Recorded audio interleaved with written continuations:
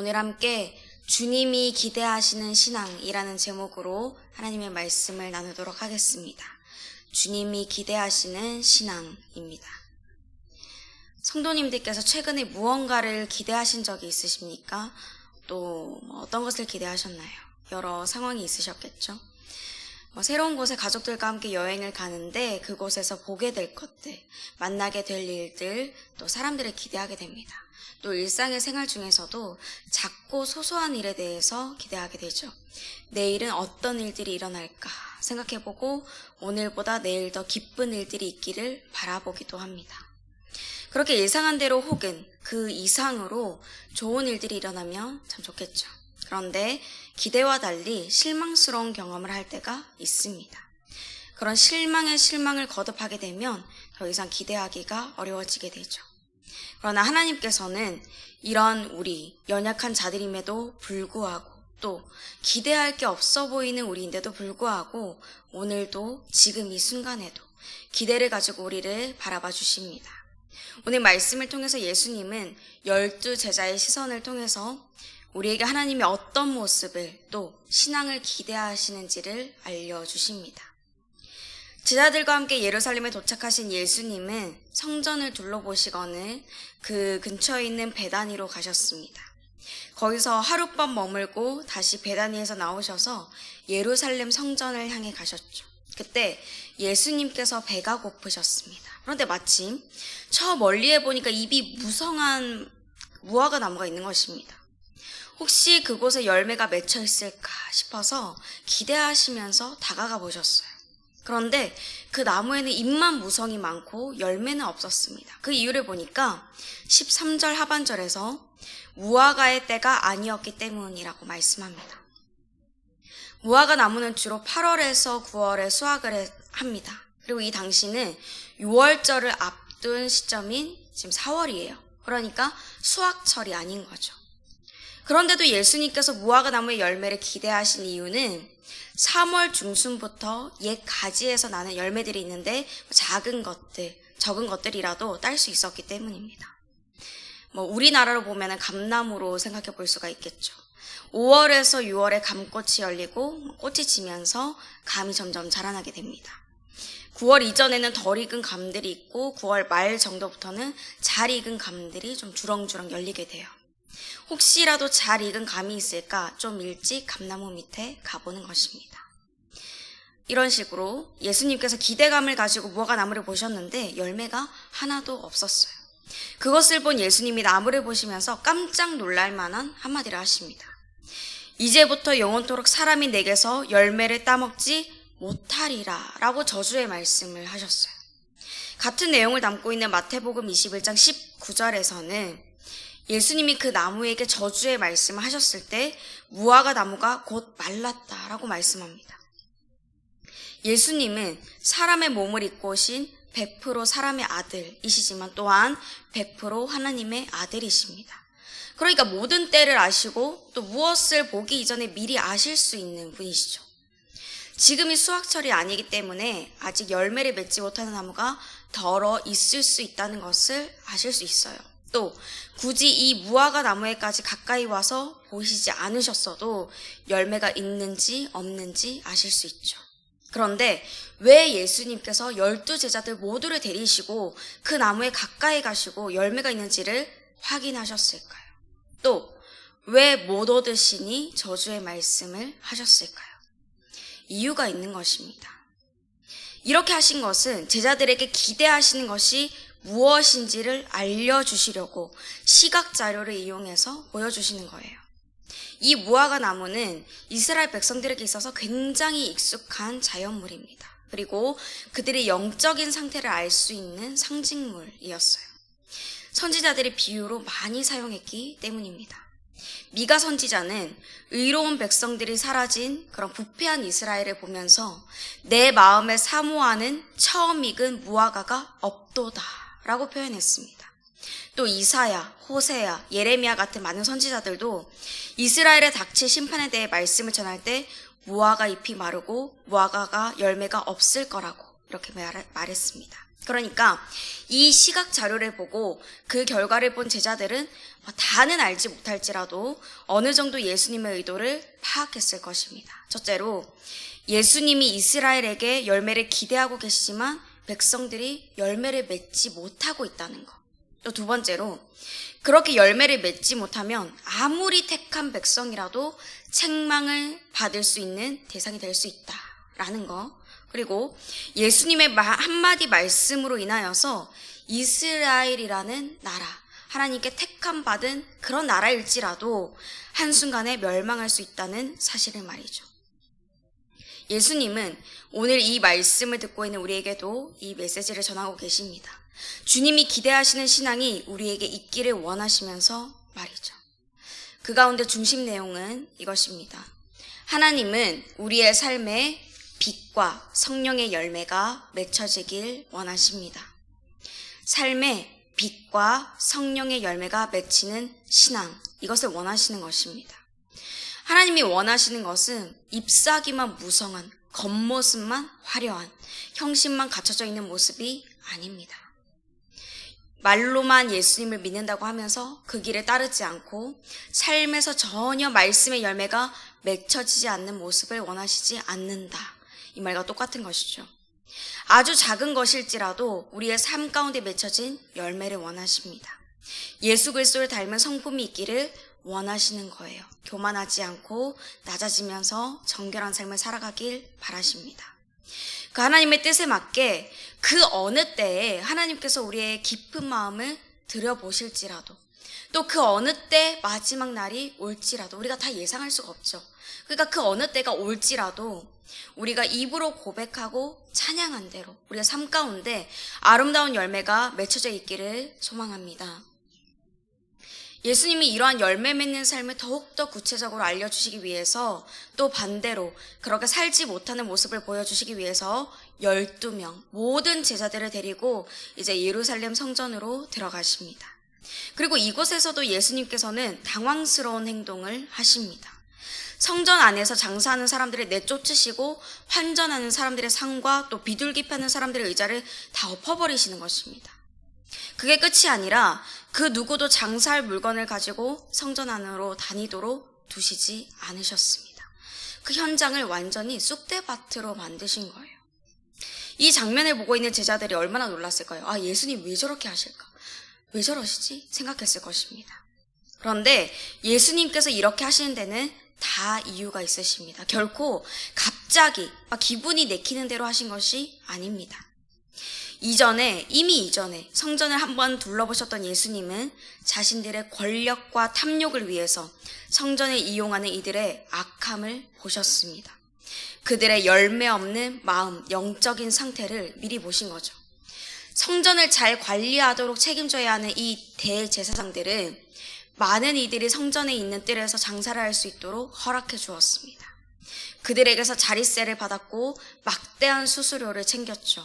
그리고 그 돈으로 로마에 뇌물을 주었습니다. 그거를 통해서 자신들의 위치와 권력을 공고히 세우는 거예요. 계속 유지하는 거죠.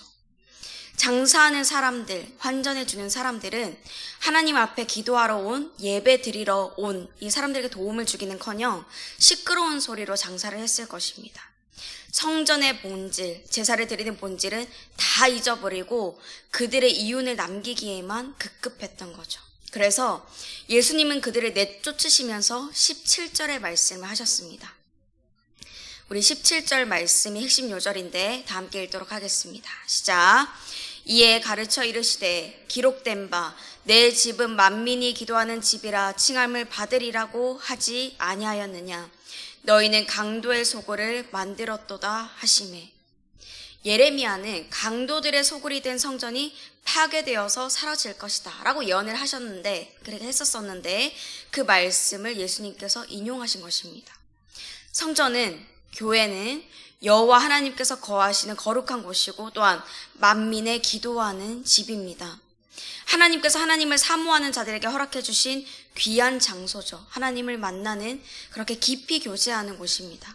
또 내가 그간에 지었던 죄들이 얼마나 끔찍한 것이었는지 제사를 드리면서 예배를 드리면서 깨닫고 죄를 멀리하기로 다짐하는 그런 결단의 장소입니다. 결코 사람이 자신의 이윤을 남기기 위해서 이용할 수 있는 곳이 아니죠. 그러므로 두 번째로 주님이 그리스도인들에게 기대하시는 신앙은 이것입니다. 교회의 본질을 기억하는 신앙입니다. 교회의 본질을 기억하는 신앙입니다. 예수님께서 성전에 있는 것들을 엎으신 후에 성전의 본질에 대해서 말씀해 주셨을 때 제자들은 아까 보았던 그 무화과 나무의 장면을 떠올렸을 것입니다. 삶의 빛의 열매, 성령님의 열매를 맺지 못하는 자들, 하나님의 사람들이라고는 하지만 예수님과 전혀 다르게 살아가는 자들의 결과를 말이죠. 열매 맺지 못한 무화과 나무의 최후와 같이 하나님 아버지의 전, 교회의 본질을 깨닫지 못한 사람들의 결과도 같습니다. 세상 속에서 빛과 소금으로서의 정체성을 잃어버려서 나의 신앙의 열매도 맺지 못해서 하나님과 깊이 교제할 수 없고 또한 다른 사람도 하나님을 깊이 만날 수 없도록 방해하는 것입니다. 나를 통해서 다른 이들이 하나님을 더 가까이 만날 수 있도록 하는 그런 통로가 되어야 되는데 그렇게 하지 못하고 시험을 받게 하는 거예요. 정말 안타까운 일이죠.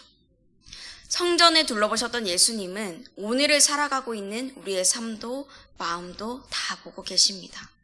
교회를 강도의 소굴처럼 여겨서 내 이익을 위해서 이용하고 있는지 아니면 정말로 하나님을 만나고자 하는 열정과 헌신으로 마음과 신앙을 드리고 있는지 말이죠. 바라기는 정말 교회의 본질을 알고 기억하고 하나님의 뜻대로 신앙을 이어나가는 우리가 되기를 소망합니다.